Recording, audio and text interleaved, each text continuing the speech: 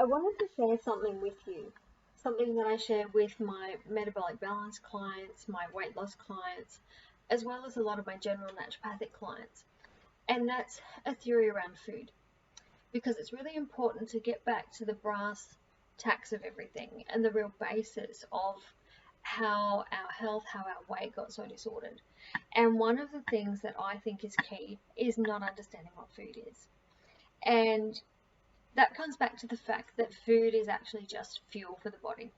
If you can take that fact, own it, and move forward with that knowledge, you can make different choices about food, and you can pick things that are better for you. So when you understand that food is just fuel, you can then choose foods that are nourishing, that are health giving, that are going to restore and redeem the body. The problem is we get lost in the emotions of food, in our own emotions, our own traumas, in the socialization of food. Food has become, in our society, something that's a lot more than just fuel to keep going. And I always say this to people in clinic. If you went out and bought a sports car, I've just gone out and I bought a Lamborghini, and this car's cost me a small fortune, and it's a gorgeous piece of machinery. I'm going to take care of it the very best way I can. I'm not going to drive up to the service station and pull up to the E10 pump and start pumping the cheapest, most rubbish fuel I can find. I'm not going to do that. I'm going to go to the premium pump, the most expensive pump. I'm going to put really good quality fuel into this car. And if the attendant says to me, hey, for that Lamborghini, you also need this bottle of stuff to put in the engine, it's going to make it last longer, run better, better fuel economy, whatever it is, I'm going to go, yeah, hey, give me that too. I'm going to put that in my car.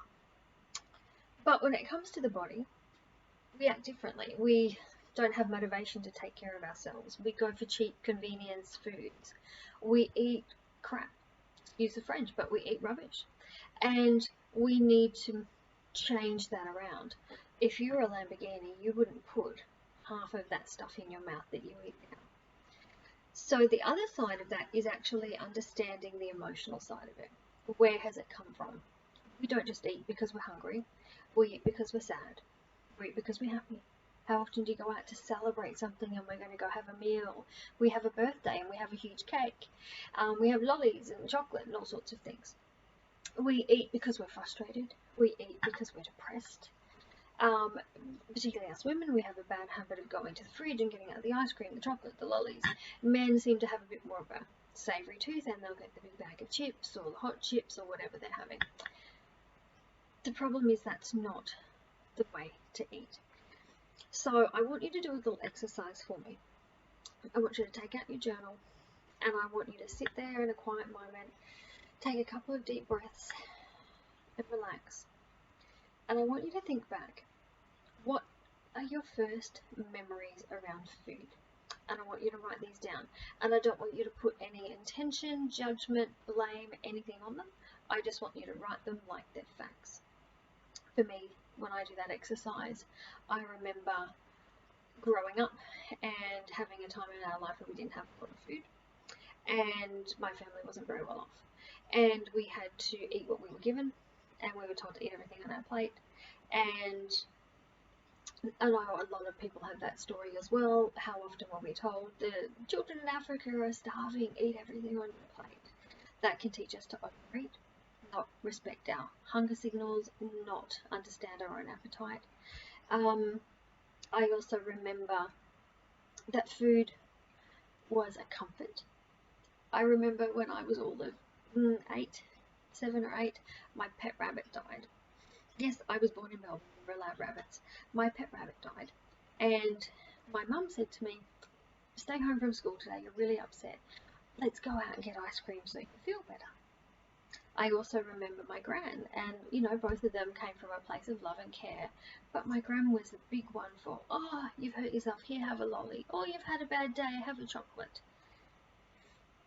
So there's a lot of messages we get around that. Food is also a socialization thing. For you, it might be that you love going out and hanging out with people. We talk over meals, coffee, go out for a few drinks, and it's a real social thing. And unfortunately, when you're in that moment and in that time, you're not actually paying attention to how much you're eating or how much you're drinking. So I want you to take your journal and actually write down for you what these things are.